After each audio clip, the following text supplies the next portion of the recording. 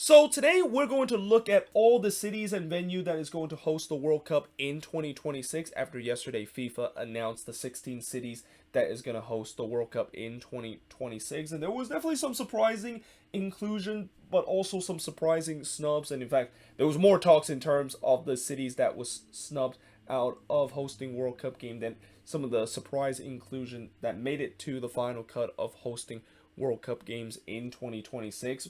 But one thing I've also noticed, especially looking at the stadium that in the US that's going to host the World Cup in 2026, none of these stadium that is going to host the World Cup in 2026 were there when they were hosting World Cup game in 1994. Now, to be fair, when you look at all these stadium, only one of them was there back in 1994. I mean, most of these stadiums were either built in the early 2000s, the mid 2000s, the 2010s, or in the case of SoFi Stadium in LA, that stadium was only built a couple of years ago. I mean, the only stadium that was there in 94 was Arrowhead Stadium, but Kansas City wasn't one of the city that was selected as a host back in 94. And really, when you also look at all 16 of these venues, only one venue has hosted World Cup game before, and that one venue is the legendary Estadio Azteca in Mexico City, hosting a World Cup game back in 1970 and also 1986, and also hosting the World Cup final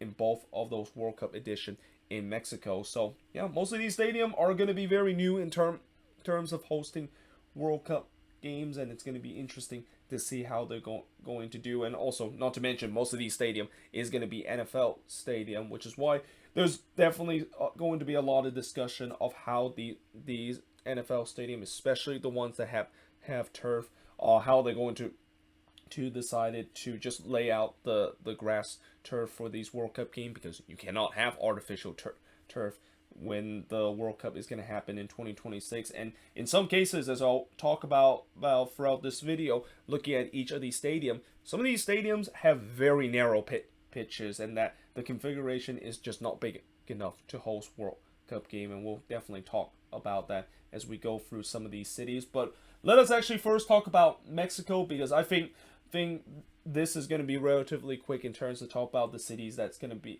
be hosting the World Cup out of Mexico, because those three cities that was going to host World Cup game out of Mexico were really the three cities that kind of in the early stage of the bid is going to host games, and that they ends up all making the final cut. So these cities are Mexico City, Monterrey, and Guadalajara, and the venue Estadio Azteca at Mexico City at 87,523. Monterrey Estadio BBVA, one of the newest stadium in Mexico, with a capacity of 53,500 and a bid capacity of 53,460. And then Guadalajara also having one of the newest stadium in Mexico in the Estadio Akron, with the capacity of 49,850 and the bid capacity of 48,071. Now, let us actually get into Canada, and this is also where it gets interesting, because originally in the early part of all these cities that were fighting to trying to get some World Cup games, there was going to be 4 cities in Canada that potentially would host World Cup. So those 4 cities are Vancouver, Toronto, Montreal, and Edmonton. But obviously we know that Montreal did drop out of that bid, though a couple of months ago, or even last year, I think there was sign that maybe Quebec is going to reconsider, and that Montreal could potentially be in running for getting some World Cup game at the Olympic Stadium. But ultimately that of course fell through. So yeah, the 3 cities that was kind of running to try to get World Cup games were Vancouver, Toronto, and Edmonton. And in this case, it seems like Vancouver and Toronto, of course, got it. Edmonton didn't. And Vancouver is kind of interesting, because originally Vancouver actually dropped out. Like, they originally said that they were not going to host World Cup game, and just like the case of Montreal, they later reconsidered and decided to be in running again, and they end up actually hosting World Cup games, and that is going to be taking place at BC Place with a capacity of 54,500. And also this is one of the stadium that did have history in, well, this is actually, if you talk about men's and women's World Cup game, this is also the only other stadium that has history in terms of hosting World Cup game. They were one of the venue to host the Women's World Cup back in 2015, and was actually the final venue for that 2015 Women's World Cup in Canada back then. But yeah, Vancouver is one of the city, and that I've heard that they are going to be hosting as much as 6 games that's going to be happening at that stadium, with a potential quarterfinal, a couple of quarterfinal. Well, actually not a couple, but maybe one quarterfinal game that's going to be taking place at BC Place in this one. Then we get Toronto, which Toronto was really kind of the only city out of the Canadian city that we knew that FIFA was going to choose. But the problem with Toronto is that they don't really have a lot of big stadium. I mean, the biggest stadium that they have in Toronto is Rogers Field or something. I forgot what was that stadium that. Well, actually, I know the name, but I don't know if it's called like a field or stadium or center, what it's called, where the Blue Jay, of course, play. And obviously, that's not fit to play soccer with the way that is a baseball stadium. So the only other stadium that they had is BMO Field, which is home to Toronto FC. But the capacity was only 30,000 in terms of that stadium. Although one of the good thing about BMO Field, especially when they renovated a couple of years ago, is that stadium could be expanded, and it was expanded when Toronto FC made it to MLS Cup at home back in 2016 and 2017, where there was like something like 36,000 fans that attended that game between them and the Seattle Sounders in both versions. But this is going to extend it even more. 45,500 fans. They are expected to expand the capacity, and there's a chance that they could do so, because I know one of the end they do have kind of temporary seating, and that there's times where they actually add a lot of temporary sittings where they could definitely boost up that capacity up to 45,000. And this also won't be the first time we've seen in the World Cup where there are stadiums that is not very high capacity, but they built some scaffolding kind of seating to boost up the capacity. Probably one of the most infamous one was in the 2018 World Cup, where remember when one of the city, I think it's Yekaterinburg, where they had the central stadium, and that they accidentally built that stadium way too small, so they had to build a very steep stand of scaffolding just to increase the capacity to meet FIFA standard. Well, it seems like maybe TFC, or well, not TFC, but for Toronto, they're going to kind of do the same thing, and in some way TFC is going to do the same thing, because that is their home venue. So yeah, I expect that this could be another World Cup where we could see a stadium that will be boosted in terms of the capacity, with the way that they're going to use temporary seating to do so. Now let's take a look at the US part, because this is where I think a lot of talking point kind of began, and this is also where there was still a fair amount of US city that was running for 11 spots that's going to be hosting the World Cup, and that we know that not every one of them is going to make it. And this is also where there were some surprise inclusion and some notable snubs that I will talk about near the end of the video. In fact, I'll probably kind of spoil it a little bit, because as we go with each part of these cities and venues that's going to host the World Cup, I'll kind of mention some of the cities that were a little bit of surprise inclusion, and that city that is on the snub list probably should have replaced it.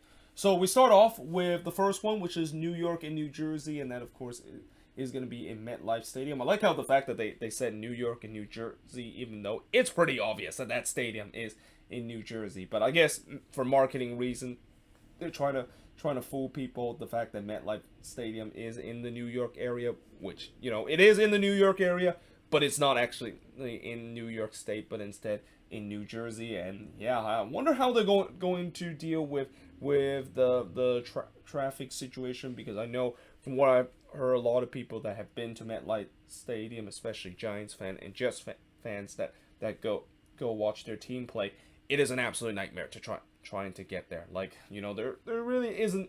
I mean, I think there is a train that actually get to MetLife Stadium, but it doesn't really run occasionally, and it only runs on game day. So I'm guessing they'll probably boost the capacity of that, because other than that, there really isn't a lot good public transportation, which is kind of ironic, because New York's supposed to have one of the best, if not the best, public transportation in the U.S., and yet we have this problem where at MetLife Stadium, because it's kind of like in the middle of nowhere in the New Jersey side of the New York area, yeah, that's when public transportation become a bit of an issue. And that also maybe could be a downfall in terms of this stadium of hosting World Cup game. I mean, there is still a lot of problem in terms of why this stadium could maybe won't host World Cup game, even though I know some people when they talk about the World Cup final, they say New York could be the city to do because it's New York, obviously. But the problem with MetLife Stadium is that there's been some turf issue with this stadium, but also mainly because of the traffic and that really the stadium hasn't. I mean, they did host the Copa America final back in 2015, and I can't say by experience how that, of course, went, but I have a feeling that maybe some fans were kind of having a little bit of a headache in terms of getting to that stadium and getting out of it because of what I said about the lack of transportation of getting into that stadium. But in terms of the capacity, 82,500, but they did bid their capacity to 87,157, so they must have renovation plan where they're going to boost up the capacity of that.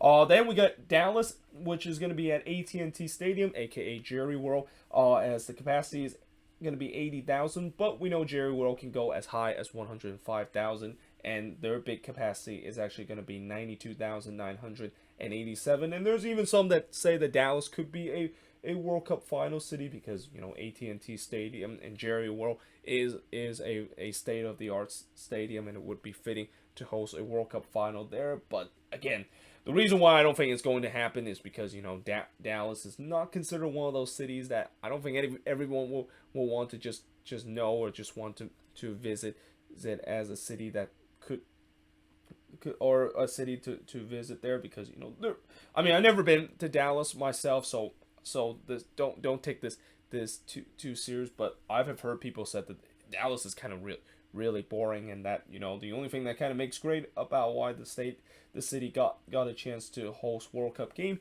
is because Jerry World basically exists in Arlington. And by the way, speaking of traffic nightmare, I wonder how fans are going to get to Jerry World, because even though it says Dallas, that stadium is actually in Arlington, and that's stadium, from what I've heard, there is actually no public transportation that actually goes to that stadium. And it's also makes sense because Texas is a very car kind of heavy state. A lot of people like their car rather than public transportation, so I wonder how this is going to work, and that this is probably going to be even more of a nightmare compared to MetLife Stadium, because even though I said it was a nightmare to get to MetLife Stadium, I did mention the fact that at least I've heard that they have a train that actually stopped by the station outside the stadium.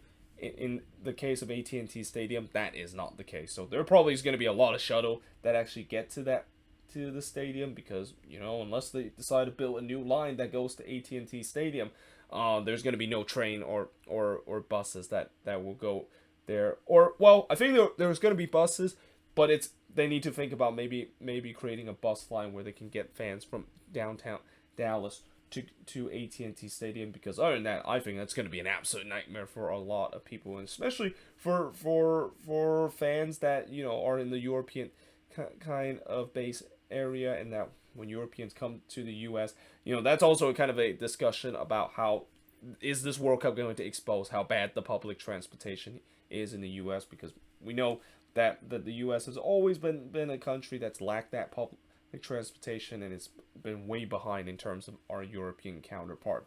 And then we move on to the next city that's going to host the World Cup, which is Kansas City at Arrowhead Stadium. The capacity is 76,416, but the bid capacity is 76,640, so slightly bigger. And this, I think, is probably the city that is the most controversial one that was included, and probably the most surprising one that was included.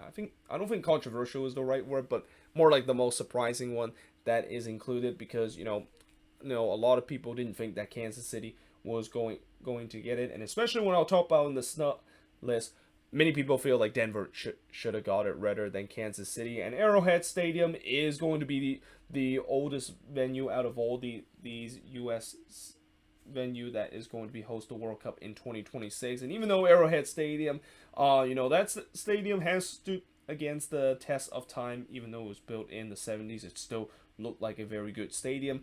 It's definitely not as good as some of these other stadiums that we are about to talk about, where some of these stadiums are probably some of the best and the most state-of-the-art stadium we've ever seen, not only in the US but in the world in general. So yeah, a lot of people were kind of criticizing the fact that Kansas City shouldn't have hosted, but I guess there is a reason why Kansas City maybe got it, because one of the thing that we saw out of all these cities that's going to host the World Cup coming out of the US, there's not a lot of them. It's going to be happening in the Midwest. I mean, it was that Midwest region, it was going to be supposed to be filled by Chicago, but since Chicago decided to pull out of that bid back in 2018, FIFA didn't really have a choice left. I mean, there was definitely the choices of maybe have either Cincinnati or even Cleveland to host some of these World Cup games, and that of course didn't happen. In fact, Cincinnati was one of those cities that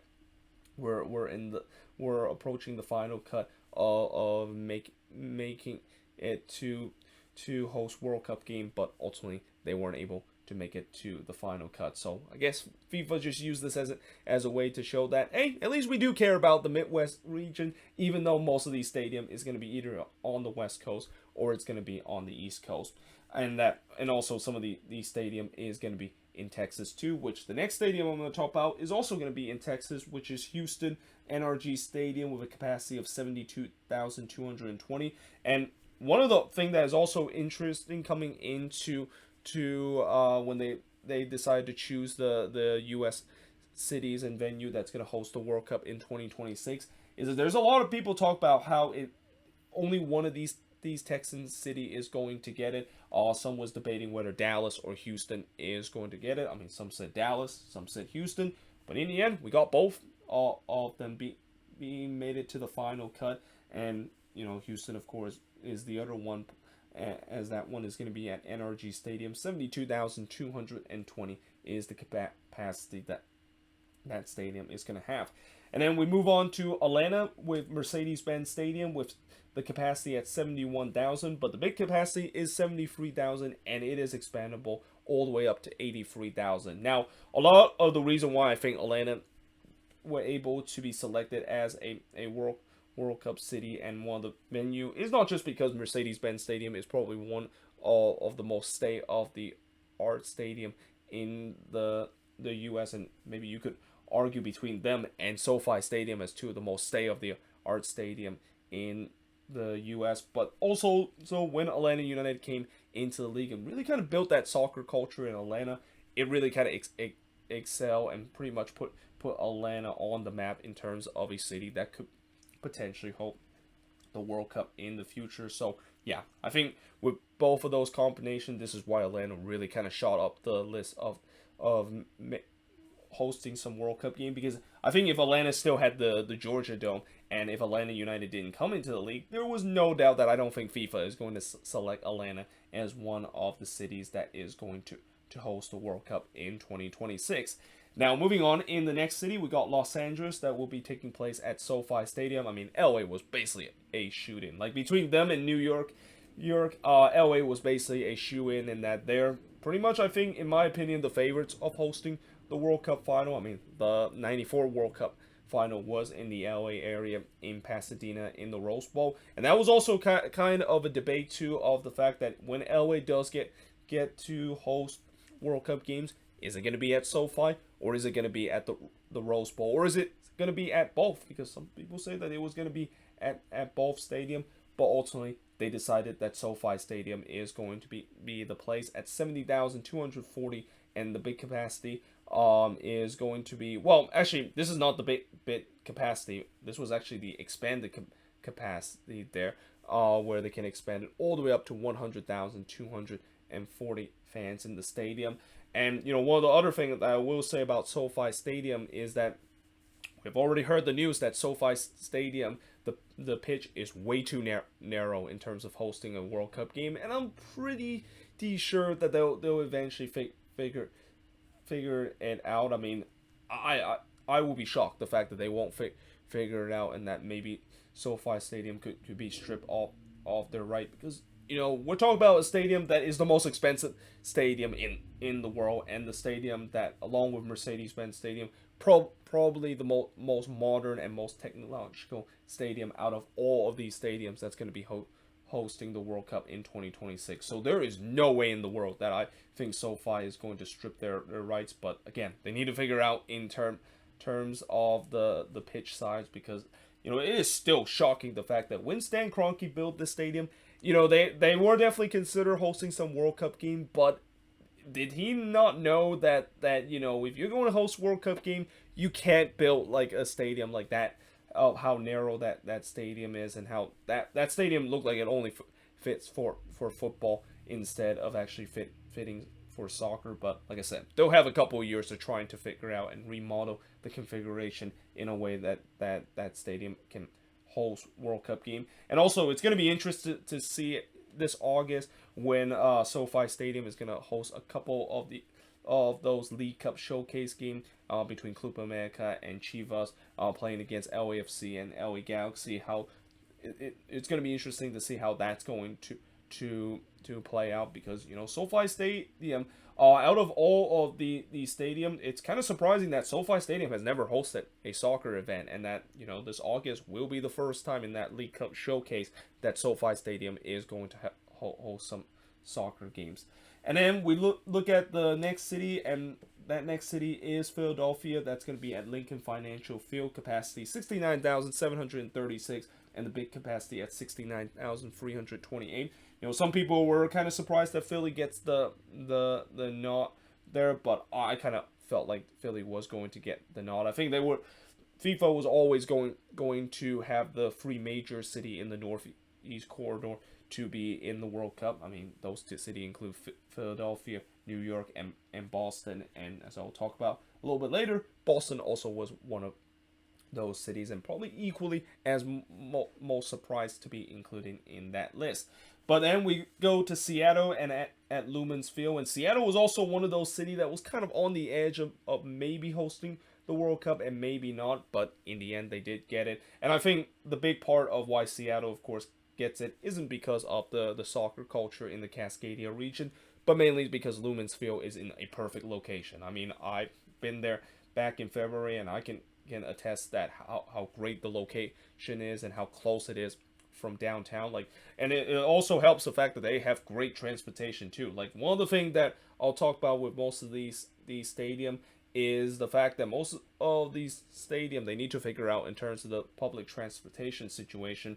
Though Seattle so far has figured out that, because they do have a light rail that actually stop near the stadium, and that certainly I know a lot of Sounders fans also get on that to go on game day, and that is also located in an area where there's also a lot of bars that is around the area. So overall, just again, the location is just perfect, and that, not to mention, the stadium is also fit to host World Cup, and that I expect there's going to be a lot of noise that's going to be coming out of that stadium. And if you want to talk about a stadium that could potentially have the best atmosphere, I think Seattle is probably going to be the ones to do so. But the capacity is currently at 69,000, but they could expand it all the way up to 72,000.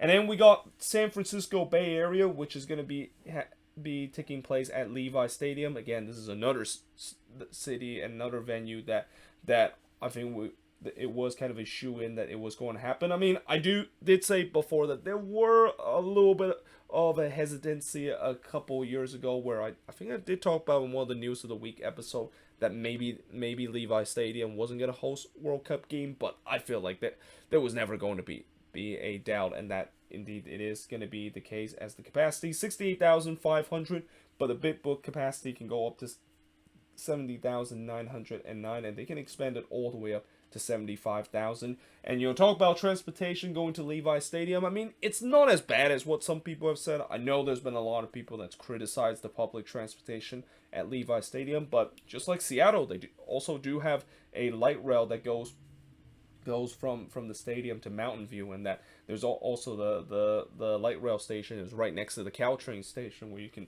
take it up to San Francisco. But obviously the big criticism has to come with the location of the stadium being way down south, like it's almost like about 45 miles south of San Francisco. And knowing if the Fan Fest is going to be taking place in SF, because I know for sure it's not going to be happening in San Jose, yeah, that's going to be a long drive, and in some cases a long ride for a lot of fans that is going to go to the stadium. And also, I talked about Lumen's Field has a lot of good entertainment around the stadium, and it's in a good location. That's not the case for Levi Stadium. I mean, there's really not much to do outside of the stadium, which again, that's been one of the criticism of when that stadium was built. But yet, it was still just got enough to be able to host the World Cup, because of the fact that, yeah, that was really the only good stadium in the Bay Area that can host the World Cup. I mean, certainly the Oakland Coliseum is not one of those stadiums, even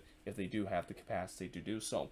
And then, speaking of location nightmare, the next location I'll talk about that is definitely going to have location nightmare is Gillette Stadium, that is in Boston. Now, just like Levi Stadium, I don't think some people I don't think what some people say, that there's no public transportation to go to Gillette Stadium, is exactly true. There actually, from what I heard, is a station near Gillette Stadium, and that there are going to be special train that, of course, goes to Patriots game on game day. Though, whenever the New England Revolution played, I don't think that is the same case, which is why maybe Revs game haven't been heavily attended, because it seems like that special train that does go to the stadium doesn't include Revs game. But yeah, no, just like Levi Stadium, Gillette Stadium is in Foxborough. Foxborough is pretty far down south of Boston. I think it's like about a 40-minute ride to go to there. But the capacity 65,878, but the bid book capacity is 70,000. And again, I also have heard a lot of people are surprised that Boston was included, but I think the reason why they were included is because Robert Kraft, well, actually not Robert Kraft, but Bob Kraft was actually on the committee in terms of choosing all these venues that is going to be hosting World Cup game in the U.S. in 2026. And when you have the Kraft family involved in the committee like that, yeah, that they're going to choose that stadium. And yeah, again, I think it should be surprised because of that Gillette Stadium is going to host the World Cup. And not to mention, I think Gillette Stadium is also renovating right now to get ready to host the World Cup in the future. So yeah, add all that together, even with some people that kind of criticize the fact that this stadium is hosting the World Cup, and it shouldn't be one of them, it is going to be the case. And then finally, the last stadium that I'm going to talk about that is going to host the World Cup coming out of the U.S. is Miami, which is going to be taking place at Hard Rock Stadium. And again, Hard Rock Stadium is also another stadium that I don't think a lot of people realize that it's actually not easy to get to Hard Rock Stadium. I mean, I went to Hard Rock Stadium back in October, and let me tell you, it was not easy to get to that stadium, and that there's also no public transportation that actually go there. So that's another stadium that I think that in the Miami area they're gonna have to figure it out. And also, even though it says Miami, the stadium is actually in Miami Gardens, which is kind of like halfway between Fort Lauderdale and Miami Central. So yeah, it's not really consider very close by, and that. But the big pain about the stadium is the fact that there's not a lot of good public transportation. But it doesn't stop the fact that this stadium has hosted some big event. I mean, the Super Bowl seems to come back to the stadium almost every single year, and not to mention probably the most notable soccer event that took place at Hard Rock Stadium a couple of years ago. They had the first ever El Clasico outside of Spain taking place at Hard Rock Stadium. And speaking of that, we also will have another El Clasico taking place in the U.S. This year is actually going to be in Vegas and at Allegiant Stadium. And that, again, it makes sense that Miami is going to host it, especially with the way that they also had spent a lot of money renovating that stadium, and that that stadium with the canopy, it definitely made it a little bit better, and that at least see a lot of European fans is not just going to be fried by the hot Florida sun when this tournament is taking place in the summer. But now let's get into talking about some of the snubs in terms of the cities that did not make it onto the list, because there were definitely notable snubs that didn't make it on the list. And the first city that I'll talk about that didn't make it on to the list, and I've mentioned this before, it's Denver. It's very surprising that Empower Field did not make it onto the list out of Denver, consider that was the venue for the Nations League final, and I thought that was maybe an event to kind of prepare for hosting the World Cup in 2026. And I know there are also some people will say, well, because Denver is in an altitude, and that's why FIFA decided to use that as one of the ways that they shouldn't be hosting games in altitude. Well, how can you explain Mexico City is hosting a game when that stadium is higher than what Denver is in terms of altitude? So yeah, it was kind of a bit of a head scratcher and kind of a surprise that Denver did not make it onto the list. And not to mention the stadium itself, it's actually in a great location. I mean, it's not far from downtown Denver, and Denver also has a lot of things going on in downtown. So again, it's kind of surprised that they weren't able to pick to host the World Cup. And this is also the city, as I mentioned. They probably should have hosted out of Kansas City and Arrowhead Stadium, because if there's one thing I haven't mentioned about Arrowhead Stadium, there's not really good public transportation that actually goes there. But the next city out of the three cities that I'm going to talk about that are snubs has to be the nation's capital, Washington, D.C., and in some way I also put Baltimore onto here.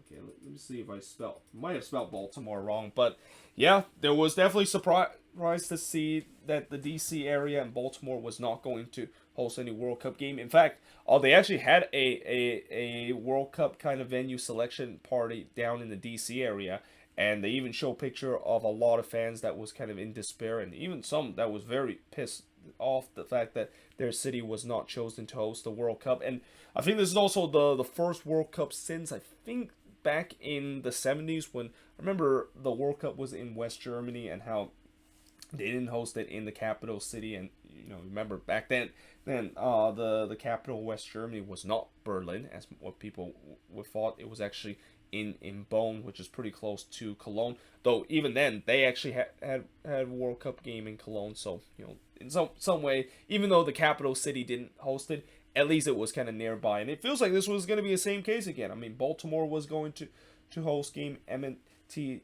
Stadium is going to host some of these games. And it seems like in the end, FIFA decided to not to do so. I mean, also, not to mention, it was pretty clear that they were not going to host game at FedEx Field. Like, FedEx Field is basically falling apart. And that, yeah, I think that was really kind of played the big part of why DC did not get a chance to host. But yeah, it is definitely a big surprise that a nation's capital didn't host the World Cup. Though I will say that in terms of this World Cup, and that I know some people will say that, well, this is probably going to be the first World Cup that the nation's capital is not going to host it. Well, you got to remember, Mexico, the nation's capital, which is Mexico City, is at least going to host World Cup games. So you can't really quite say that this is kind of the first World Cup where a nation's capital is not going to host World Cup game, when Mexico City clearly is hosting games there. But it was, if you know what I mean with the way that a lot of people are surprised that DC is not going to do, because DC, I think, along with New York and LA, looked like they were going to be locked in, and it seems like that stadium issue with DC was just too much for FIFA to deal with.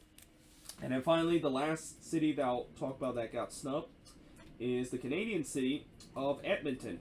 Now, again, for a long time, it looked like Edmonton was going to be the city that will host World Cup game. In fact, when Vancouver and Montreal basically dropped out of running before Vancouver basically reconsidered, it looked like Toronto and Edmonton were the two only Canadian city that was going to host World Cup. But in the end, they actually dropped Edmonton from the list and included Vancouver. And I think rightfully so, because of the fact that, Edmonton, they do have a decent sized stadium in Commonwealth Stadium. But if there's one thing I will say that is a bit of a problem with that stadium, it looked very, very outdated. And also, not to mention, I think there was also like a track and field around that stadium. So that obviously doesn't help.